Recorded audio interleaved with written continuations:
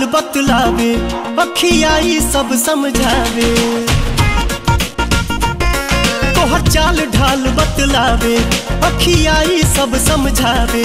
केहू खातिर खजाना सीख रहता, कहीं देले तू जरूरे बड़ू दिल, मिजाज तोहर गिल रहता।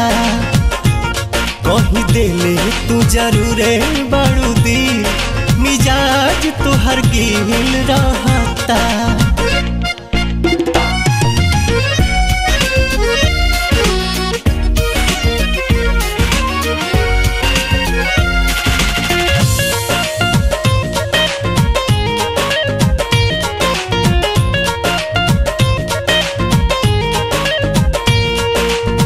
पहिले से बदलल तोहार लागता रहनिया, ढहतावे जिला जवनिया। चलेलू चोन्हाई के है ओढ़निया उड़ाई के, मरतारू मुस्की जवनिया। इहे देखी दिमाग हमर ढील रहता, कहीं देले तू जरूरे बड़ू दिल, मिजाज तोहर गिल रहता। कहीं देले तू जरूरे बड़ू दिल, मिजाज तोहर गिल रहता।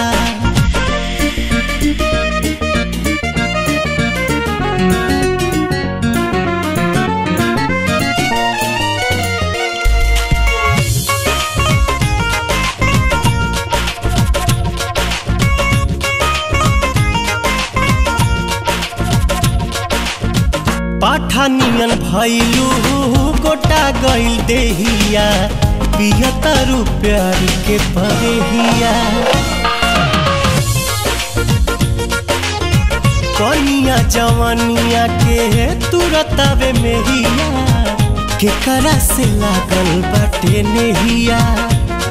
इहे मनवा में ढेर दिन से पीट रहता,